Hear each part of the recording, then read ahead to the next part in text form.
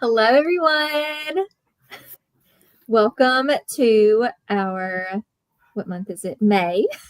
I don't know. Yeah. Our May book club discussion for The Extraordinary Deaths of Mrs. Kip by Sara Brunsvold. I really hope that so many of you were able to read this because this book, even though I knew, I had heard good things, I knew it was going to be good. I was so blindsided by how much I enjoyed this, spoiler alert. But if you are joining us tonight, if you would leave a comment, leave a little sunflower emoji if you read the book, and also just for funsies, let us know what you're currently reading, and I will go ahead and let my lovely co-hosts introduce themselves and let you know where their channels are if you want to check them out, and y'all can let us know what you're currently reading too, if you're currently reading. Hi, I'm Bethany from Bethany's Bookshelf, and I am not currently reading anything because I finished this today. So, I'm not sure what I'm going to read next. I did pick up another one from my library, which I've heard is very different. Is it the Divine Proverbs? Yeah. Whatever the next one she came out with. Yeah, I added that to my Goodreads, so I love that cover too. I know, it sounds really good. I know it's very different, but it sounds good too. I mean, hey, if it's anything like this, like as far as the messaging, sign me up. Yeah. Hello, friends. My name's Jules. My channel is Jules Books and Things. And what am I reading right now? Oh, I'm like, did I finish? Oh, I just finished a book today. That's what I did. And I started Reckless. So I just finished I finished Girl in Red. It's like an post-apocalyptic, not really a Red Riding Hood retelling, but it kind of inspired by Red Riding Hood kind of. Interesting. It was fun. It was a good time. But yes, and then I started Reckless today, which is the third book in the series. Oh, I like it so far. Awesome. Well, thank you, ladies, for joining me. I'm so happy to have you as co-hosts, and I think everybody liked the book, so hopefully this will be a good discussion. I feel like this has so much wisdom in it, so I'm really excited to get into it. But real quickly, before I go through the comments, I have to put a plug in for the series that I'm obsessed with right now. I just finished For a Lifetime last night, which is the third book in the Timeless series by Gabrielle Meyer. I always think her name is Gabrielle because it's spelled like it, but she pronounces it Gabrielle Meyer. So anyways, that's her name in case you're wondering. And if you have not read this series, you need to. I'm not a historical fiction girly, but I'm eating it up. I'm about to start the fourth book tonight, probably after this. So it's so good. You're just burning through it. Just burning through it. And it's not been perfect for me, but for whatever reason, it's just I don't know. It's just what I need right now in my life. I had a 4-star, a 3-star, and this one was my first 5-star. So it's just been so good. So I highly recommend if you haven't checked the series out to do that. Yeah, I need to continue in it. I read the first one. Yeah. And I did. And the second one, I really think. Well, Bethany, what did you rate the second one? 5 stars. I really liked it. I know. I don't know what it was. I think I liked the 3 timelines. I liked the more modern. I don't know. I just wasn't as invested in that one. I know. I can kind of see what you mean, but yeah. So, Jules, if you don't like that, just at least get to the third one. Get to the Salem Witch Trials. Yeah, the third one is just really listen to good. it on audio while you're doing something. That's what I did with the first 2. Okay. So, yeah, you can do it. Not that you don't have a gazillion things. I know, right? Hey, it might fit a prompt for Battleship. Yeah, that's good thinking. All right, let me see who's here, and then we'll get into our discussion. Hi, Betsy. I'm so glad you're here, and I'm so glad that you were able to read the book. I know she picked that up last minute too. And she 6-starred it. I was like, wow. Hey, Gwen. Wanted to pop in and say hi. Thanks for popping in. You do need to read the book though, because I think you'll love it. It's so good. I really don't know who wouldn't like this. If you don't like this, I'm questioning you. I'm side-eyeing you.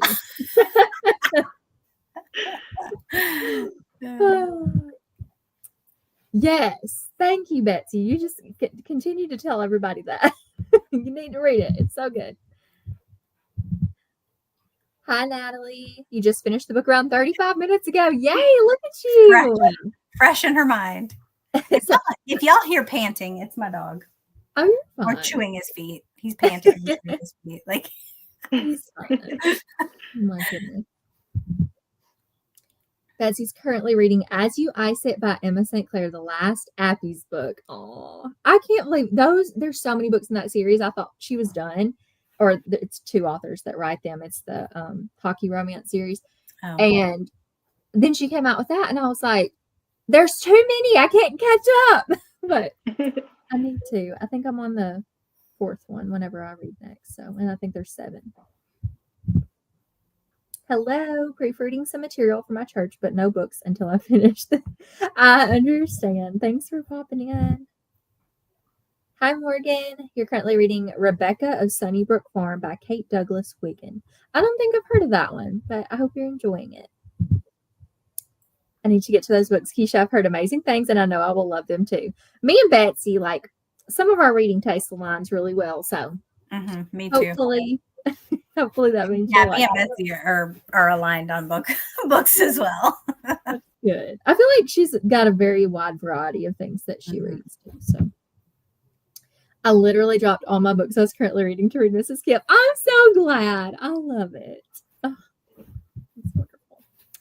Okay, well, we're just going to not waste any time. We're just going to jump right into it. I didn't ask this at the beginning, and I thought about saving this question till the end, but I'm just going to ask it at the beginning, and at the end, I'll just ask if anybody's changed. But I do want to know what everybody's star rating was at the beginning of this discussion. So drop your star ratings in the comments. Ladies, what did you rate it? Well, since I just finished it today, I hadn't really decided, and I'm feeling in a weird mood about stars, which I get sometimes. Well, you can answer at the end if you think that'll, well, I have a feeling by the end I'm gonna be like 5 stars.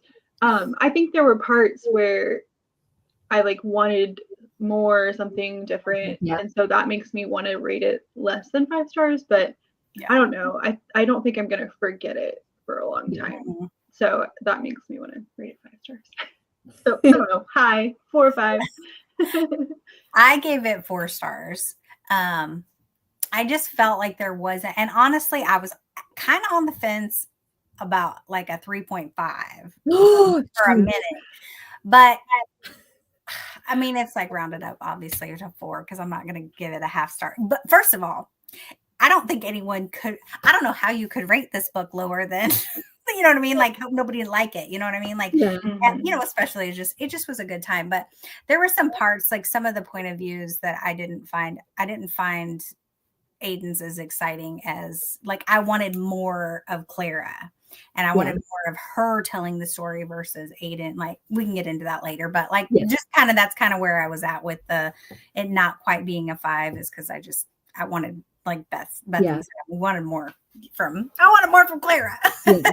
We'll get into that, but I agree that some parts with Aiden, specifically at her job, I was not buying a lot of things, but I just could not, like, Mrs. Kip was all the stars, and her whole life was just so inspiring. So, like, I just couldn't, at the end of the day, at the end of the book, the gold that I gleaned from it, I couldn't. I was like, no, it's a 5. Like, this is how I feel, and that's how I'm rating it in this moment. It's right book, right time. My feelings are 5. It's a 5. So that's valid. Well, and it's my favorite book I've read so far this year. That's amazing. Like, just because of how impactful Mrs. Kip was for me. So, yeah. Crazy. That's crazy words right there. So, like I said before, Betsy gave it a 6 star. 5 stars. Oh, Wendy wanted to pop on and say hi. I hope to get to this one at some point since you have all raved about it. You're going to love it, Wendy. If you love the Magic of Lemon Drop Pie, which is different, but like still that's like a more contemporary, this isn't a magical realism, but like it's good messaging. This is like, it's got a lot of good messages. Yes. Betsy even says you would love it, Wendy. 4.5 stars. Yay. That's awesome. Okay, let's get into it a little bit. I feel like this question, well, the first part of this question, we all better have the same answer. But the second part, we may have different answers. Who was your favorite character and your least favorite character, and why? Whoever wants to start. I can go Okay. Or Favorite. you go. Go. You go. No, you. You go. You're on My top. favorite, obviously, is Mrs. Kip. I don't know about. Actually, I liked a lot of characters too, even side characters. Probably my least favorite is, now I'm gonna forget her name, but her friend. Ramia? Yeah. That was just a hard thing. I don't know. Like, not that she was like the worst, but that whole situation, I just felt really bad for that whole. But yeah. So obviously my favorite is Mrs. Kip. Clara. I can't think of the other lady's name. My least favorite was the coworker. Shayna. Is her name Shayna? Yeah. Oh, I forgot about girl. I forgot about her. She was awful. She was definitely worse. Bully. She was the worst because she was just awful, because I can't imagine working in that environment where it's a dog eat dog world, where it's like, I'm better than you, or I'm going to get this job over you. And like, and just the way she put her down about like, you really think you're going to get that? And like, I didn't like her at all. Nope. No. I hate to think, like, when you're a kid and you have bullies, you grow up and you're like, I don't have to deal with this once I get out of school. No, there are bullies still out there, and it's awful. Yep, there is. I understand people don't grow out of stuff like that, but they need some character development. But yeah, obviously, I agree with you all that Mrs. Kip was just the best. She was just such an inspiration. Her life was such an inspiration to me, and I really feel like she was a tangible, real character. I felt like I was reading about a real person. Like I just loved her. I grieved her so hard. Yeah, I just loved her spunkiness, because she was just like, her comments and like, the way she presented herself. Like I could totally just envision her, with her sassiness walking in there. Yeah, she was great. Now that you mentioned Shayna, I guess realistically she probably would be. Is her name Shayna or Shaylin? Whatever. Whatever it is. Here, let's look her in the pages. Her name on it. I was like, is her name Shayna? Shayna Smart. Okay, Shayna. Okay. Yeah. Shayna. Yeah, how did you find her name that fast? I just opened to it and it was there. The Lord said, "Here you go." Yeah, he did. Yeah. I'm like, I was looking and I was like, I can't find it. I don't know. I just flipped to the right page, I guess. But yeah, she was just an awful person. I forgot about her, and I guess it's because I just didn't like her. But I do love how Aiden, at one point, she just like she didn't even put her in her place. She was just like, I hope you do good on your article. And she was just like, that girl was like, I can't believe she's been nice. But that's with kindness. It doesn't always work, but that was good character development for me for Aiden. But honestly, I don't want to say she was my least favorite character, because obviously she wasn't. I don't like the way that Woods was written, her editor, because there was nothing in me that believed that a Christian could be that hard. Like, and I know that, this is my opinion. I could very well be wrong. There may be people out there like that, but it is so hard for me to see, like, I know she was trying to teach her a lesson, and do it a certain way. But I was like, I don't know. I was like, I would never work here. I would never work for this lady. Yeah. And I know Aiden grew and like it was good for her, but nothing hinted to me that woman was a Christian. Same. The way she acted. And I was like, so maybe not my least favorite character, but the character that I struggled with the most because of how she was written. Yeah. But I also don't know that I love how she wrote Ramia either, her friend, because it almost implied because you find out towards the end that she has a different faith than Aiden. And there was almost, I felt like an I know, I missed that too. I must have missed that. Yeah, like I don't know if she was, I don't want to like project that she was Muslim, but I know it was something different. It may have been that, but it was mentioned at the end that she, and I think maybe there was an implication that she wasn't as good of a friend for what, like, I just felt like it felt I didn't feel like they were good friends. Like I didn't read her as a good friend. Like especially just like their conversations about the way and when she would be like, she just seemed like she was put off by her like having something important to do, like her wanting to go see Clara, and she's like, why? And I was like, what do you mean why? Like she's just I know she perceived it as like it's a job. Like, why are you so invested in this? Like it's a job, and I get that, but I felt like I think somebody could read this and think, was she trying to say that she's not a good friend and she wrote her character this way because she's not a Christian? Like, I don't like that. Like when she did mention that she wasn't, I was like, I hope nobody reads this and thinks that, because I don't like, people can still be good friends. I missed it. You so. know? But I did think that. I was like, I don't know if I like that. Like, I like that Aiden is going to be a witness to her and be, you know, like, I don't know, that she didn't decide to not be friends with her just because of, like, she gave her grace. But yeah, she definitely was not being, she was being a selfish friend, and she didn't try to understand what Aiden was going through. I think she just saw it as like a job thing. But and she got her in trouble to begin with. She sent the email. Girl. She sure did. That's funny. Betsy says her favorite was, of course, Clara. I was just amazed by her and her faith. Yes, absolutely. Favorite was Clara. Least favorite was Rami and Shayna, whatever it was. Shayna. Agreed. She was a bully. Yes. Oh. Least favorite was also her coworker that kept bullying her. Bullying is just really hard. I typically hate bullying in books. Like, I don't want to read about it, but thankfully she wasn't. I mean, she was there enough, but thankfully she wasn't there any more than she was. Yeah. Favorite was Clara, and least the bully coworker. Yeah. Yes, Keisha, she felt so real to me, and I was crying so much last night. My husband said that it's no more books that are going to make you cry. Betsy was going through it. I know. I mean, I was in the last hour of the book. I was on and off crying, and at the end, my husband was leaving to go to the gym, and I was just in here boohoo crying, like audibly boohooing, like sobbing, couldn't breathe. I was just so sad. I was grieving. He hugged me, and I was like, "Oh, just sad." He's like, "I know."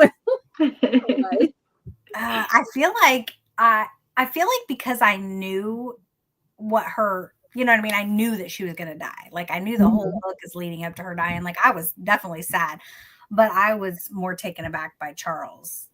Yeah. With him and his whole situation than with Mrs. Kip. Yeah. And for Mrs. Kip, I was just kind of like, glory be God, she's in a better place. Her cancer's gone. You know what I mean? Like, I like rejoiced that it was over for her or whatever. So. Yeah. Let's talk about Charles a little bit, and that, since I don't have that in the questions, but I feel like that was a really big part of the story, and how Aiden got to see Mrs. Kip and learn about her was through her dedication to her friend Charles. I like how she just busted up in that room and was like, "Hey, you're gonna who are you? Go away." And I mean, can you imagine? Like, you probably do. Like, you're feeling miserable. You don't want anybody to be in there with you. But then in the end, like when I go visit my mom, I just look at all these old people and like think, what stories do they have that nobody asks them about anymore? You know what I mean? Or like, what kind of life did they live? You know, did they live that nobody's going to know about or ask about, and they can't talk about? Well, they're in the memory care, so they probably don't remember half of it. But you know what I mean? Like, even just having someone there. Like, you know, some people get grumpy at the end of their lives, and a lot of times that or other things like losing your memory, like makes people separate themselves from you because of those things. Yeah. But nobody at the end of the day, even if you're grumpy, even if you don't want people to see you in a situation, like nobody wants to die alone. You know? Yeah. So the fact that she was like, this is my mission. Like, this is where God has me. He's across the hall. We're going to be friends, and I'm going to sit here and I'm going to read him the Psalms. And even when he couldn't have conversation with her, because I feel like they only really had one that we saw at the beginning where he kind of talked a little, and then it was like he was just at the end of the And I love that Clara was like, as she's putting herself in, she's going into this facility knowing she's not going to go out. Like the day she's checking in, and she's thinking about what do they need? What do they need in life? What can I pray for them? You know what I mean? I was like, that's so selfless that she's, not even concerned about herself. She's just wondering what everybody else is needing and what she can pray on for them, So I loved that about her. So she was so sweet.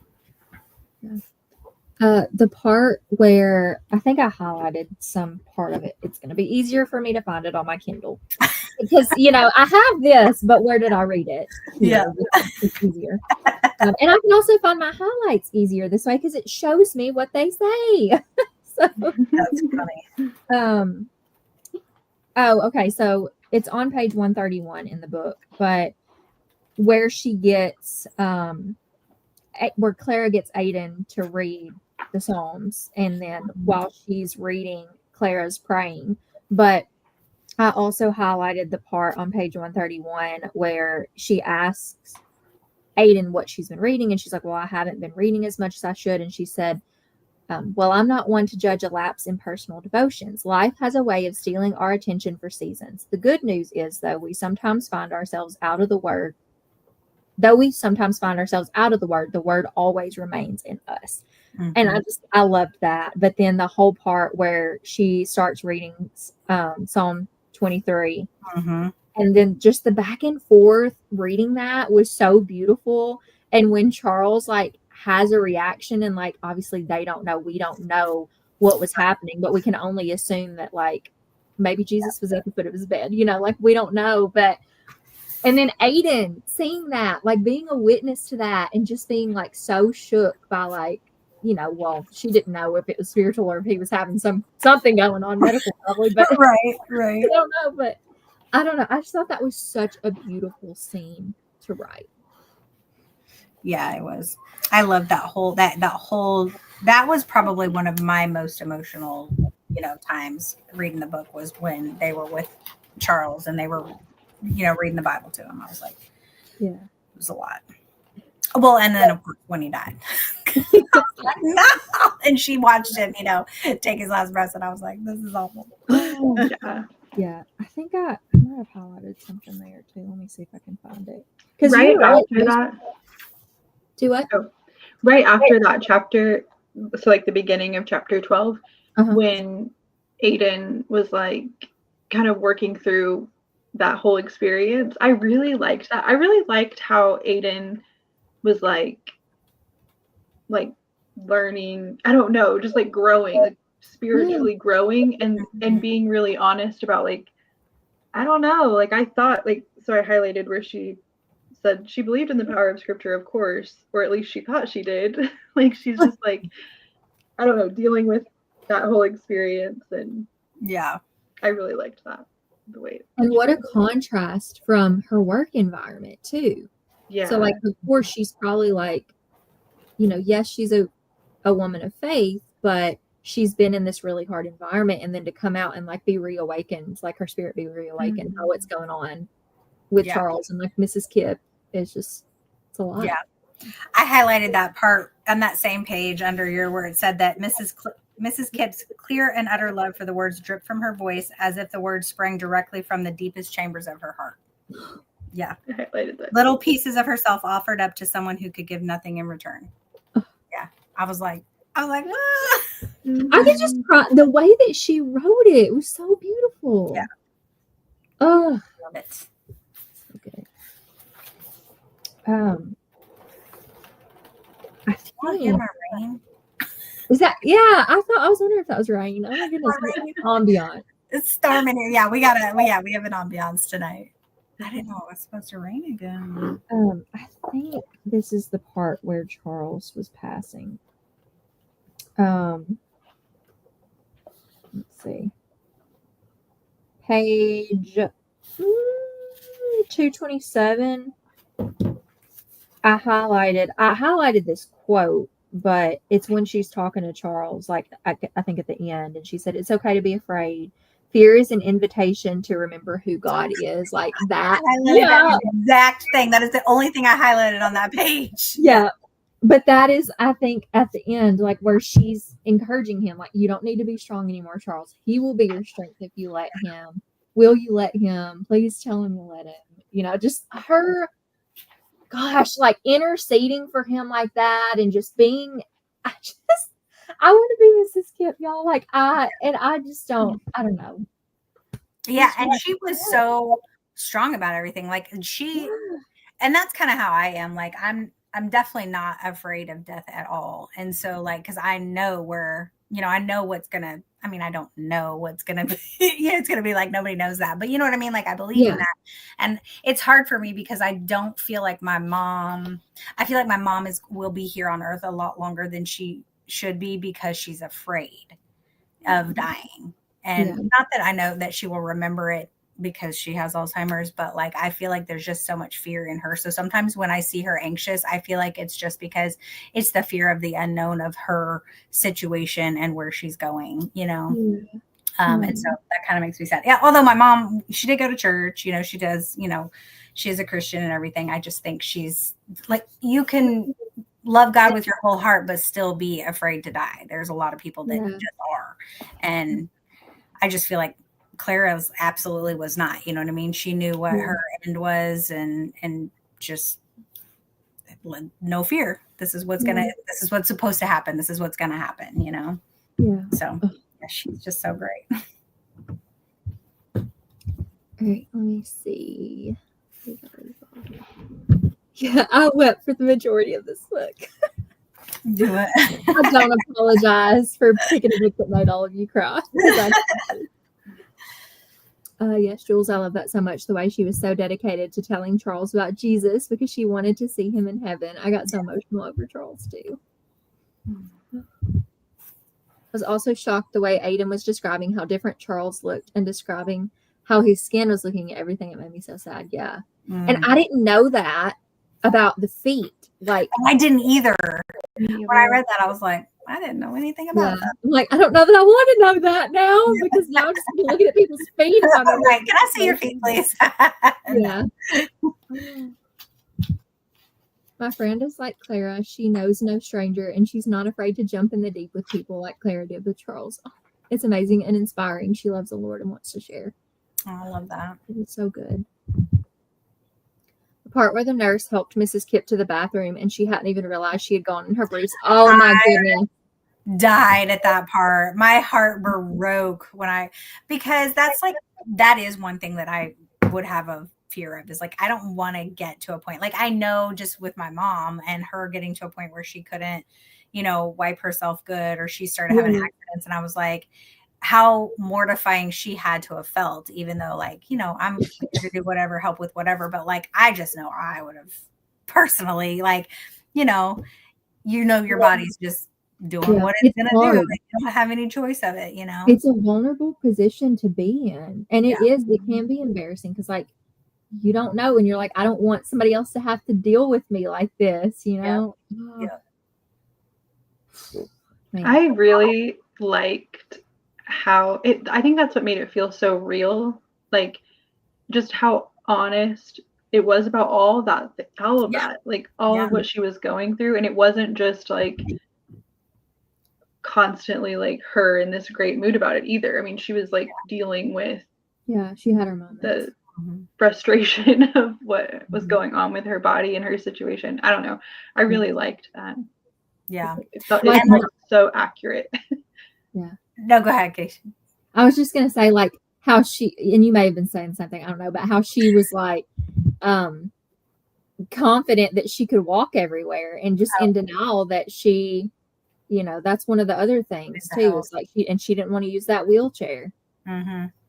No, I was going to say, like, when she first went in, her looking at the bed and saying that was going to be the place she avoided as long as she could, because she knew that was where she was going to die. And so she didn't want to. And then, just that you do go from, and it's really sad because you know how, like, how quick people can go from being able to do stuff themselves to not being able to do stuff themselves. And then they are bedridden or wheelchair bound and things, and just accepting that, that's rough.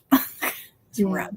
And I do think there's probably a part of you at that age that's like, I want to do this as long as I can. I don't want to give in to this. And like, if there's a possibility that I can do this longer, because I do think sometimes, and I may be wrong because I have not been in this position in my life yet. I mean, my grandmother, she's 93 and she can't get around. She's one of those that thinks she can do more than she can, but I still am a little bit more separated from that because my mom takes care of her. But did I just lose my train of thought? Oh, wait. Okay, where is it? We're just barely off the track. I think I know what you were gonna say. Oh, there's a part of me that thinks like, people start to treat you like you can't do stuff before you get to the point that you can't do stuff. That's what I think the fear is like, are you actually at that point, or are you just being coddled already so much? Right. And if there is an opportunity for like healing in certain parts of you, or like to do better, be healthier in certain parts, like they say, like once you start being sedentary, like there's really no going back from that. Right. So I think there's also probably that fear of like, are you going to make me this way before I'm like, could I prolong walking before? So I don't know. I think that's definitely a reality. Yeah. So I want to be more like Clara and not be afraid to spread the word and not be afraid of what people will think you're doing. We're going to talk about that in just a minute. My aunt is in hospice. Is a hospice. I think is a hospice. Is a hospice. Like is a hospice like person who goes and like sits with people when they pass and whatever. Yeah. Seeing her in action, it's just like Clara was with Charles in the end. She tries to comfort them and ease their fears just like that. Yeah. I love that. Hospice nurse, yeah, gotcha. My granny passed away last year, and all the declining parts up to both of them passing is 100% accurate. Yeah. Mm-hmm. All right, let's go on to the next question. So we know that Mrs. Kipp, her faith now, that's what we're talking about, is how inspiring she was and the life that she lived and the love that she gave. But how do we see Mrs. Kipp's understanding of God change throughout the story? Because we know we get flashbacks to her past, and we'll talk a little bit about that too in a little bit. But just seeing where she came from with her husband passing, just what was it, 8 months after they got married and he passed away, that they were 23 years old and she never remarried. And how did that affect her faith? How did her faith grow? Like, let's talk a little bit about that. And I was trying to see a place that I had highlighted something in. So I need to find it, but it's basically like I think a lot of people deal with this when people die, is that it's always like, well, why would God take them, or why would God do that to me? And I feel like she was at that place for a while, like, her God is not the same as James's. Was it her husband, James? Is that his name? What was his name? I think so. I don't remember. I think it started with J. I think it's James. But you know what I mean? Like, she was like, my God is not the same as James's God, because she was looking at him in a different light, because basically John. Okay, it was close. It was close. John, that's my brother's name. How did I not remember that? So I just think it took her, I think, having someone else say, like, you can help other people do things. And then, she was still mad even when she went and was doing with the babies. And then, of course, the baby's dying in her life. And, nothing good is coming of this. And like, why is God taking these innocent people? And so I think I think it took her a journey to get to realizing that you know, her God is the same God. It's just her perception of him is changed, you know, based on what happened to her, you know. So she found him again. I'll find that at some point. Yeah, I really liked that. I loved the flashbacks and getting to see her, even though, I mean, it happened really early on, I think, in the book, but I found it kind of quickly. I found it. Page 28, where it says, why would a supposedly merciful God leave her alone and aching? He wasn't the kind of God she wanted for herself ever. That was on page 28. So she came a long way, obviously, from that. Yeah. And I do think sometimes it does take people a journey to find their way back after stuff. It's such a raw, like we were talking about, it's an honest feeling. It's vulnerable. It's true for so many people when you go through loss. And, you know, she was talking about through the book that loss never gets easier, you know, and every time you love somebody, you have to risk that loss, but like it's worth it loving them, you know. And I don't know. Okay, back to you, Bethany. I interrupted Bethany. No, you're fine. I was pretty much, I mean, I don't know that I had much more to say, but yeah, I liked that part. I did feel like, again, all of Miss Kipp's, like the whole story was just so real. Like it just felt so honest and real about how people, I'm actually like, I don't know how old Sara Brunsvold is, but I'm just amazed that she had this story in her. Like, I'm like, wow, that's really cool. That she could do that. Yeah. And seeing how, like how all this came to be through, you know, like, I don't know. I think it's so cool to see how God connects seemingly unrelated things in our lives to bring us to certain points. So like how she lost her husband, her best friend was trying to help her, sets her up with this job with the babies where she meets May Cobb, and that's where like they connect and end up helping refugees, the Laotian refugees from the Vietnam War. And I mean, just you don't think like all these things seem so unrelated, but they all connected to that. Like, I don't know. I just think it's crazy I think a lot of times it's easy to doubt, like, God, what are you doing? Like, why am I here? And what is this? And things look like they don't fit together, but then to see that seamless thread of what he was doing the whole time. And it makes me wonder, you know, what things in my life, like, I don't know. I just seeing those connections at the end of my life, that'll be fun to look back on. And so good.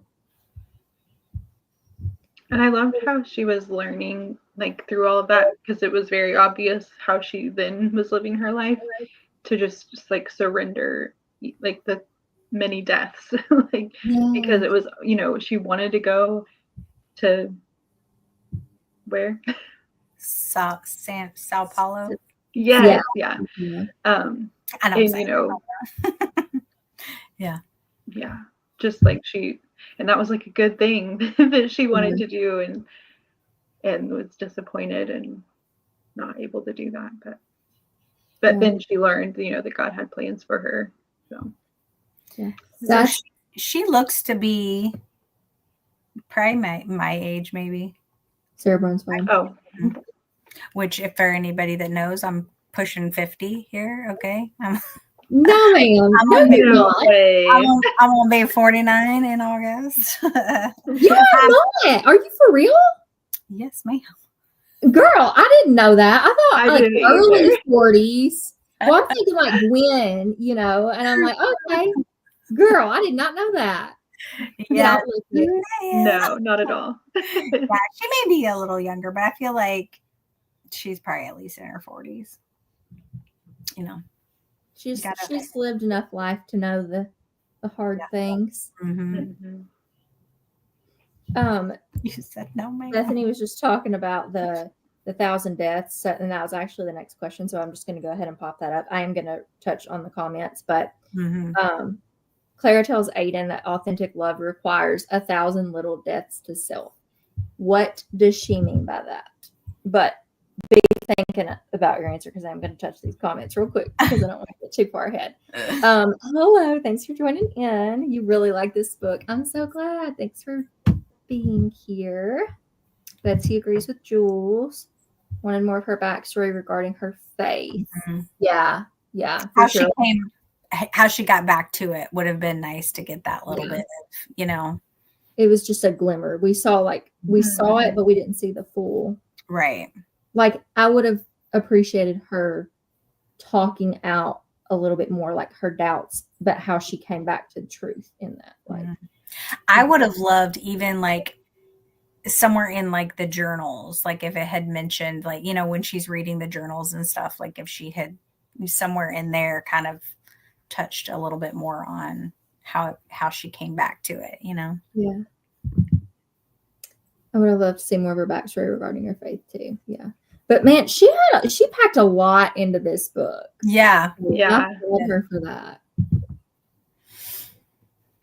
I was trying to look and see, and I couldn't tell where she is. I'm like, yeah, it does. It says it on the back. I was like, is she from Kansas City? Mm-hmm. Yep.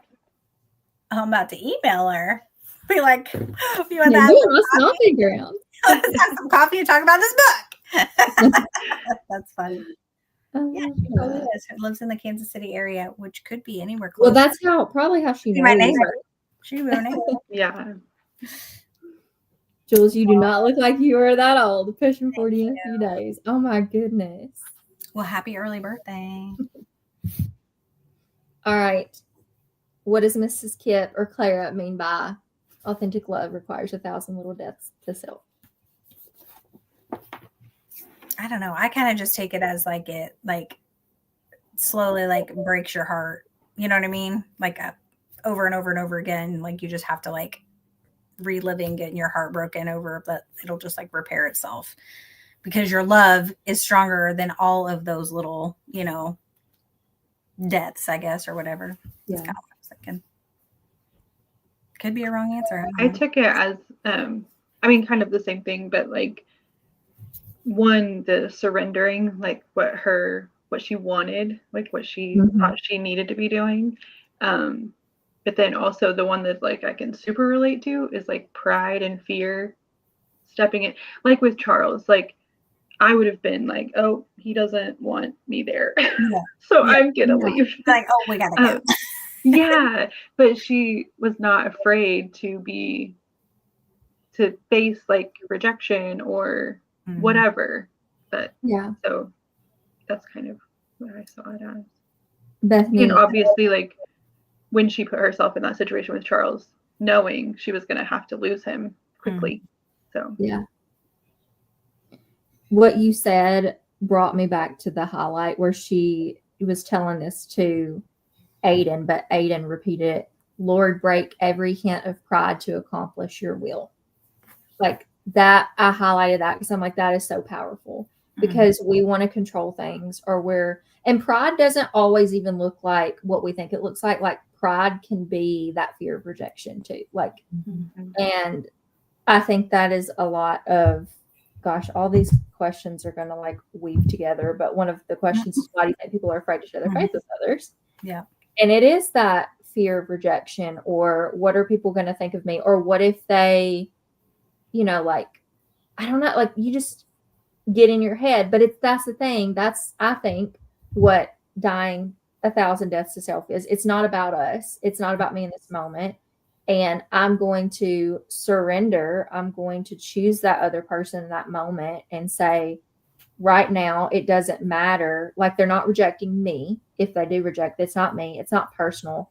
I'm loving this person the way that Jesus loves them. And this is the best I can do. And she talked about in the book too, about sowing seeds and about how she doesn't know, we don't know if those seeds are going to produce fruit, but we know that we've done God's work by seeing how many seeds are not left in our hands. Like that, all the seeds that she's spread out, like she knows that she's doing like the work that she was called to do. And sometimes that requires sacrifice, and sometimes that requires us to be uncomfortable. But I think sometimes on the other side of that, the joy far outweighs what our fear is going into a situation, because more times than not, when we put ourselves in that situation, I think it's going to be a positive outcome, but we just don't realize, like, because it's so hard to be that, and it's so countercultural to be that to somebody. But I think about how I look at Mrs. Kipp in this book and how I'm like, how it just brings me to tears, how her life brings me to tears, how joyful her life makes me. And I think if that's how I see her, like, why is it so hard for me to surrender to a life like that? You know, because that's, I don't know. Oh, good question. So when Aiden, so if you remember at the beginning, Aiden was always swinging her cross on her necklace, but then she would tuck it and hide it. Yeah. Because she didn't know how her editor was going to be at it. And I was kind of like wishing that, so she felt more comfortable around her after she found out that she is like a Christian hidden, you know, amongst them or whatever. And I wish that people, I mean, it would be hard, but it's like that. I wish that Aiden could have felt comfortable enough to show it, no matter what whether Woods was a Christian believer or not.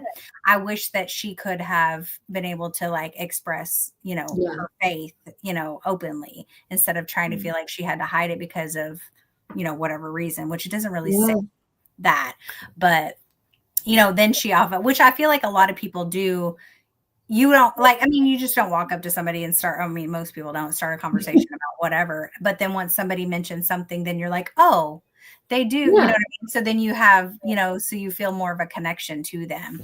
So I feel like it's just hard to like randomly know who, you know, you can like express yourself to or talk to about, you know, your faith or being a believer.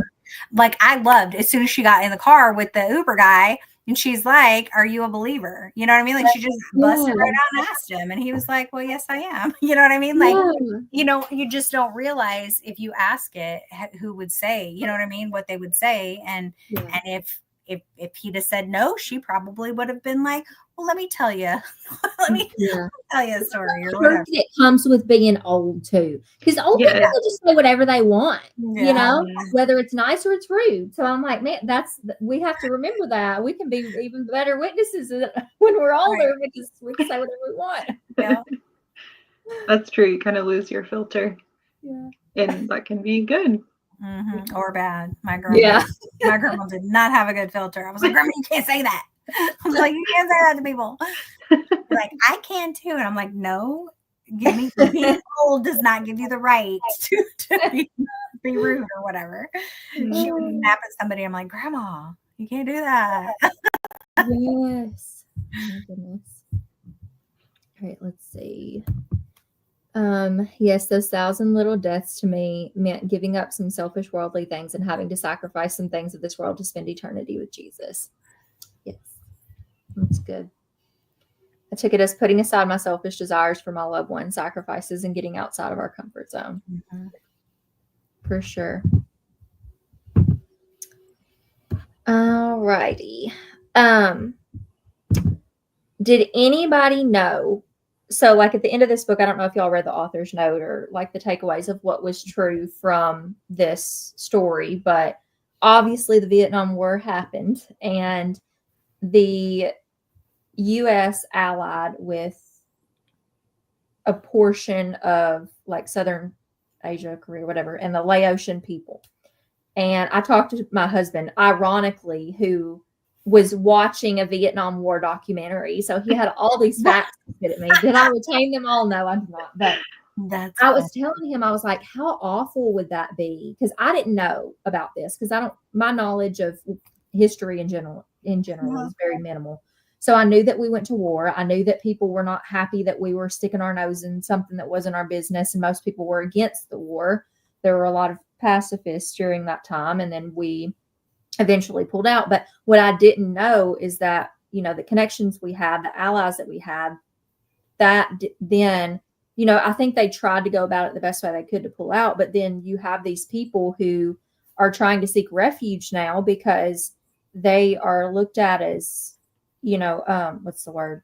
Traitors or whatever the word is. It's not traitors, but treason, whatever, against their country or something, or, you know, that they're in danger, and now they can't trust the people that they were allied with because they're like, are you, I don't know. I didn't know about all of that and about that side of history. Did y'all know anything or about refugees No. from? I liked that part though. I mean, I'm a historical fiction person. So at first I was like, oh, well, I wanted more. I mean, at the end, and when I read the note, I was like, well, you could have had a lot more information about that. Yeah. I was like, no, that wasn't the point of this book. So it's fine. Yeah. But I liked that there was a little sprinkle of it in there. I mean, I know it was like kind of an overarching theme of it, but yeah, I liked that. And I liked how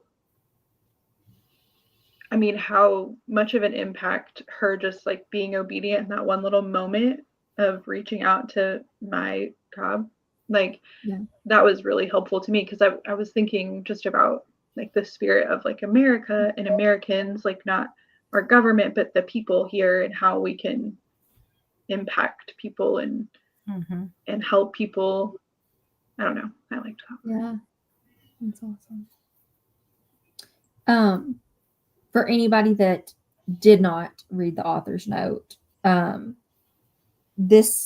the parts of the story that were true. So like the main girl, Mai Cobb or whatever, she obviously was not a real person, but she based her off of real people. And there was a church in Kansas City that took in refugees from the war. And I'm not going to read all this to y'all, but just if you didn't read the author's note, it's like 2 pages. So definitely check it out if you want to know what parts of the story were real and where she got that inspiration from. But there was a family that were rescuing their children. Like it was based on a real life couple who was trying to rescue their children from Laosha or wherever they were. So I thought that was really cool. I tell my husband this, like, I like history when I can read it in a fictional sense. Like it's going to stick with me better if I have a story. Yeah. And I know that sounds silly, like, because, differentiating this is fiction, this is true, this was based on this isn't how this happened, but it'll retain better in my brain. So I don't know. I just think that's a really cool thing that she implemented into the story. Betsy said she was not familiar with those refugees. I know only a little bit because I have a terrible memory and I listened to the library audiobook and it didn't have the author's note. Yeah, a lot of times the audiobooks don't have that stuff, which is kind of sad because a lot of times it's got some really good stuff in it.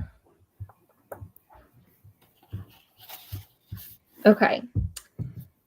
I want to know, what did you personally, if we want to go personally, but what did you personally take away from Mrs. Kipp? And I'm talking either Mrs. Kipp, the person, or what did you take away from this book? Whichever way you want to answer that question. What did you take away most, do you feel, from this? That's such a big question. It is a big question. You can answer it however you like. It's broad, so you can just, so much. Really so much. I think one big thing in my mind is like scripture memorization. One, like it made me really want to work more on that, and I've kind of already been wanting. I've been halfway through memorizing scripture by Glenn. I was just about to say, did you finish forever? That? No, I need to pick it up. I mean, I haven't picked it up in forever, but I really like it, and I want to kind of like. It's so, like, what's the word? Tactical? I don't know if that's right, but so I want to like really go through it and apply it as I'm going through. So it's taking me a while, but I loved all the quotes in there about like just recalling what is stored in her heart in it. So that encouraged me in that, and also stepping out of my comfort zone and being obedient, and also not only depending on myself to memorize scripture, but depend on the Holy Spirit. And because I think one of the things, jumping back to the question of like what holds people back, is, well, obviously pride and fear of rejection, but also I struggle with a lot, like fear of misrepresenting God, or fear of like pushing people away or something in something that I say, or saying it wrong or something. Yeah, like a misunderstanding type situation. Yeah, or not wanting to like turn people off from I agree. the Lord. So anyway. Yeah, I think I just really took out of it that, like, I mean, she just to be strong in her faith and just be very forward with it, you know, like I did not grow up in like, we didn't go to church really until I was an adult, really. I mean, I went to like Bible study or whatever, Bible church or whatever, Bible camp. That's what it was. Vacation Bible school. Yes. Did you go to that? Yes, I did that. But like my family, we've always had a very strong, you know, we believe in God, and we, you know, but we just never like really went to church until as an adult. And then my husband grew up the same way. So like in a household of, you know, so I guess for me, I just want to take away of just learning more about, you know, the Bible and the Word, because there's a lot like I don't know. And so, and like you said with the whole scripture thing, like she just knows it, like, you know what I mean, because she absorbs it and she shares it, and I want to be able to share it, but I got to know it first, you know what I mean? So I guess for me it's just to take it all in so that I can share it with people. And and just her assuredness of where I already have that though, like I know where I'm going, like, so I'm not, you know what I mean, like, and I want everybody to be like that, like live your life like, you know, if today is your last day, it's fine, because you know where you're going, you know who you're going to be with, you know, and God is always good. That's just like that's what no matter what happens in anyone's life, God is always good. So that's what I took from Mrs. Kip. Oh, so good. That brings me back to something else. Sorry, Keisha. No, you're fine. Go ahead.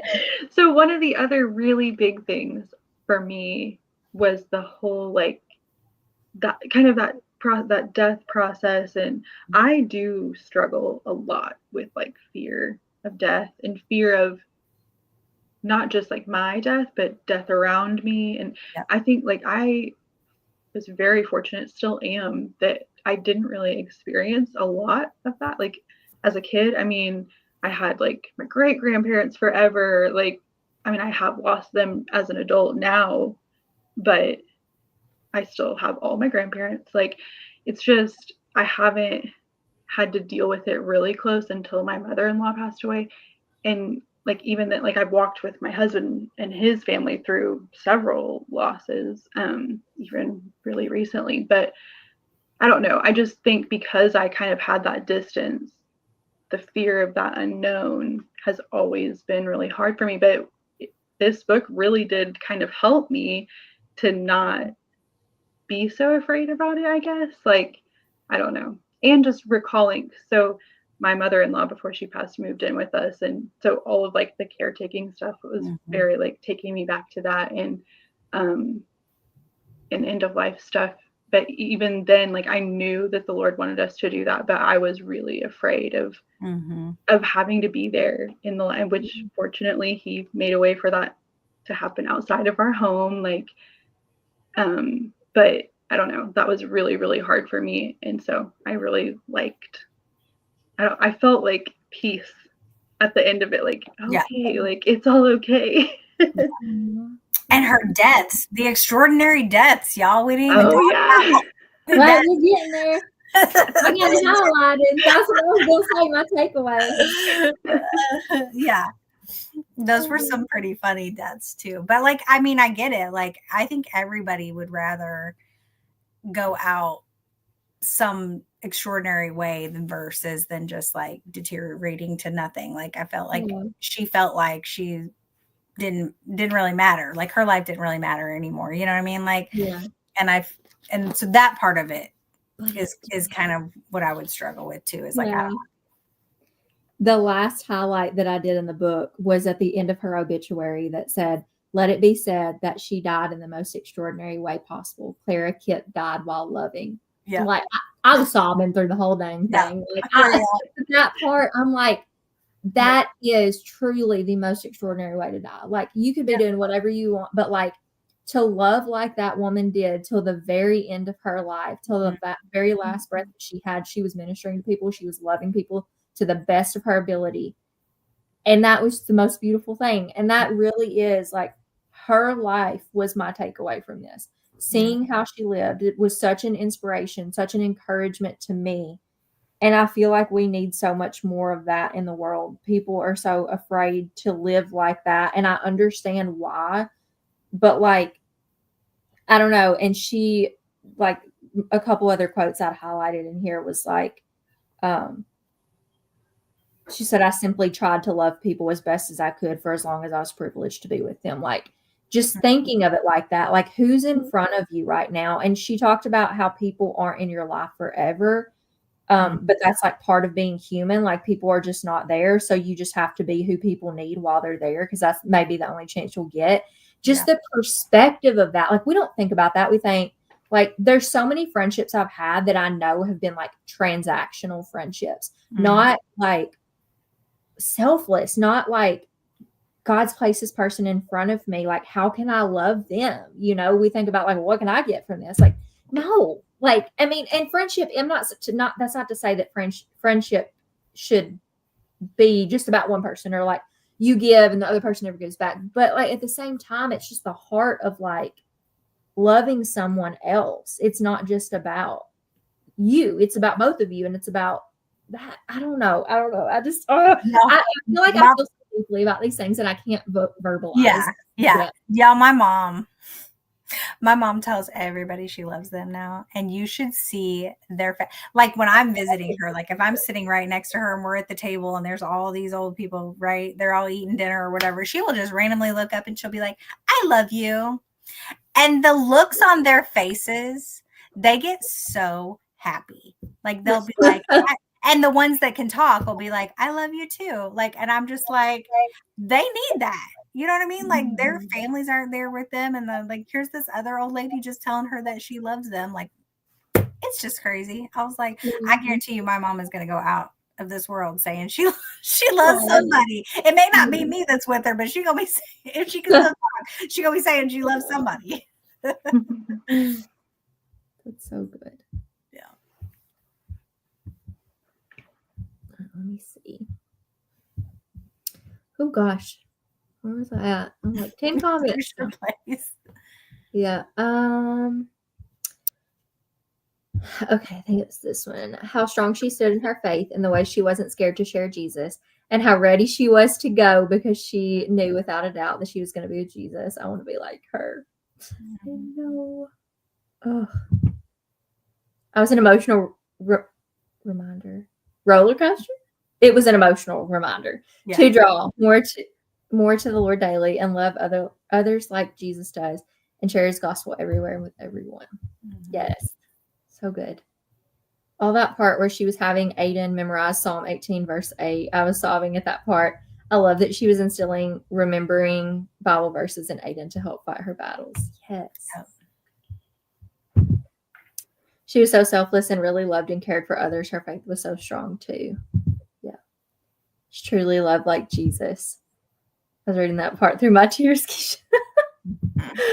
One aspect I took away from Mrs. Kipp was that friendship is important at every age. Yes. Oh. Today marks the 3rd anniversary of my grandmother's passing. Oh, Morgan, I'm so sorry. It's her caretaker the last 6 years of her life. So it was sweet watching Aiden become friends with Mrs. Kipp. Mm-hmm. Yeah. In chapter 29, this choked me up. I wish I could always have you to visit. Mm-hmm. I couldn't help but think of my Nana throughout the story, but especially this excerpt because it's true. Yeah. It's so good. Jules, I love that your mom is just so sweet. Girl, when I watched your vlog with her in it, like that's such a vulnerable thing to share. Yeah. And I was just like getting teary-eyed watching it. And I was like, oh my gosh, like So thank you for sharing that. She was having a good day. You know what's going on, but she was having a good time. Yeah, she didn't know what was happening. I was trying to follow, and she would go, and I'm like, I don't know. Like, I've been around one person with Alzheimer's before. Mm-hmm. It wasn't that far, like, disjointed. Mm-hmm. And so I was like, oh my gosh, like, I don't, like, bless you for, like, knowing how to deal with that, you know? Like, I know that's got to be and so. Sometimes I just play right along. Like, I don't, like, I know what she's talking about, or I'll insert a word, may not have been what she was trying to say, but then it'll get her on something else. And I'm like, oh, really? Yeah, that's good. Like, you know, it just, and that's such a blessing, because you are a blessing to her, because there are people out there that would get so frustrated by that. And I know, like she's just so blessed to have you to be able to like encourage her and follow her along in that and be a light to her versus getting upset because she doesn't know, you know. And it's hard. And I'm sure a lot of people, like, it would be frustrating. You know how, like, if you're just trying to explain what you want to say and you're like, I can't figure out what I want to say. Imagine not being able to place any of those things together at all to form an actual coherent sentence. You know what I mean? And it's got to be so frustrating. And to know, I just can't even imagine what's disconnected up in there. And so I just got to be patient and make stuff up. We make it up as we go along. Make it up as we go along. I was having tears watching it too. Oh, so good. Gosh. All right. I think, I just have one more question, optional question. I'm just curious if anybody has a Mrs. Kipp in their life, or somebody, like, who is your Mrs. Kipp? If there's anybody in your life, and I'm going to say something so cheesy, but this is like true story, y'all. I was messaging Jordan from Jordan Elaine about this book. And I started talking to her about Mrs. Kipp. And in talking to her, and this is going to sound so silly because Jordan's not that old, but your Mrs. Kipp doesn't have to be that old. I feel like Jordan is a Mrs. Kipp to me, because I don't know how well y'all know her. I don't know if any of y'all know her like super well. I feel like everybody knows who she is. But when I tell you, I have seen this woman be the hands and feet of Jesus like nobody I've ever seen in my life. Like the selflessness that she has for other people, the way that she will just put herself behind so she can help somebody else, or so somebody else can get ahead. It's such an encouragement to me, like to be able to have a friend like her, to see that in, and to like have that encouragement. Like, I just feel so incredibly blessed to know her. And I was talking about Mrs. Kipp, and I was like, I ended up encouraging her in it, because I was like, you literally are already there. Like, you are a form of Mrs. Kipp. Like, you are the hands and feet of Jesus. And she really is. And just, I've been blessed to see not only her here, like I know her in real life. I've been to church with her, and to see like the connection she has with people and the ministry that she does in her day-to-day life. I'm like, how do you do this? Like, how do you have the energy to do this? You know? And so I just have to honor her in this moment and say, like, she truly is, like, I don't know how she does it, but she's like my encouragement, my Mrs. Kipp in real life. Anybody got a Mrs. Kipp? I don't have a Mrs. Kipp. I feel like they're very rare, like to see. It's very rare to see somebody just step out like that, you know, and just be so bold in their faith, and be so bold to be a presence in somebody's life, like Charles, who is not very welcoming. But actually, I wish I had known her better, but if I would say probably my grandma on my dad's side, I was not very close with them, but they were very, and I say I grew up with not being in a Christian home, but that the one that I was in most of the time, because I was a product of a divorced family. So my dad's family is very Christian, and my grandma, from the parts of her that I did see, she represented that very much. Everybody loved her. She would bend over backwards for anybody. And she was the sweetest lady, but I did not know her because she lived closer to St. Louis, which is where most of my dad's family is at. So I would say that's probably the only one I know, but I didn't get to experience that much of her, because I mean, she's gone now, but no, growing up, I didn't have a lot of time with her. So, there were a few people that came to my mind, and like you, Keisha, they weren't like old at all. And it was like different parts of my life. And it's funny because I don't think, just like Mrs. Kipp, like they wouldn't have even considered what they were doing in my life at that time to be like something so big, but it was to me. Like, just like as a teenager, I worked with a girl who was, I don't know, maybe 10 or 15 years older than me, maybe not even. that her just influence. And it was just like the way she like conducted herself at work and like the way she treated people. And she like kind of encouraged me to go to a Christian college, and I did that, and because that's where she went, and she was just talking about it. But then like also like a peer in high school who just invited me to church with her, and like just, and then I watched her like go through like dating and getting married, and I don't know, just people like that who they probably wouldn't even consider that they did anything, but they were like influencing me in that time. So. That's so beautiful to think too. Like, how often do we think like, oh, I'm just living my life? Like, yeah, I'm a Christian, but I'm just living my life. I'm not doing anything special. But like, somebody out there can look at you and think like, this person really encouraged me and helped drive me in my life to be closer to Jesus or to make these different decisions. Like, that's really encouraging. Betsy has a cousin who's a missionary. Her name is Patty, and she really embodies Mrs. Kipp. She really embodies her humor and the way she isn't afraid to share her faith, and she loves like Jesus. I love that. One of my closest friends is just like Mrs. Kipp. Her name is Nancy, and she is such a blessing to me. And actually, my granny who passed away last was very similar to Mrs. Kipp too. I love that we have the honor to know people like this. Growing up too, there were 2 ladies in my church that were just like Mrs. Kipp. They were encouraging to me. That's sweet. What a blessing. I love that. All right. Does anybody have anything else they want to say about Mrs. Kipp or anything we didn't hit on? I'm sure there's things we missed, but I feel like we got to the heart of it. Yeah. So I think we did too. I don't think so. It was just a really good read. Yeah. It was so good. Definitely. Good pick. I mean, was it about death? Yes, but it was also feel good. So it was like a combination of like hard hitting truth, but still so good. Yeah, for sure. Awesome. All right. Well, if nobody has anything else, I just do want to do like a quick reminder. I always do this at the end of the lives for those of you who stick around until the end. You get a little sneak peek. So in July, that is going to be our nonfiction month. And we are going to be reading Knowing God by J.I. Packer. Some of you all may be familiar with this book. It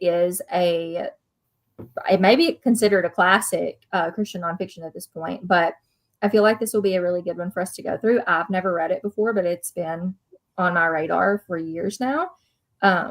So there's a gazillion different editions of it out there. I'm pretty sure they're all like relatively similar, so just whatever you can get your hands on, but that's what we're going to be reading. Leah from Leah Beth Book Time is going to be my co-host for July, and then Jordan may also hop in, but I know that her summer has gotten significantly busier, so if she's not here, just FYI, she may or may not be, but Leah definitely will be joining in, so I'm very excited to have her, and that will be our next one. But you guys have a month off, and then we'll come back in July, so just wanted to let y'all know in case you want to get your hands on it early. But thank you all for joining tonight. And Bethany and Jules, thank you so much for co-hosting with me. Yeah, thanks for having me. I'm glad we all enjoyed the book. I feel like this was a good one for us, and we had really good discussion around it too. So for sure. Yeah. All right. It was a great book. Thanks for your discussion. Of course. Thanks for joining. And if anybody just happened to stick around and you didn't read the book, what are you doing? Go read the book. All right. Well, I hope you all have a good rest of your week. We're almost to the weekend. You've all almost made it. So I hope y'all have a good one, and we will see you all next time. So everybody have a good night. Bye. Night.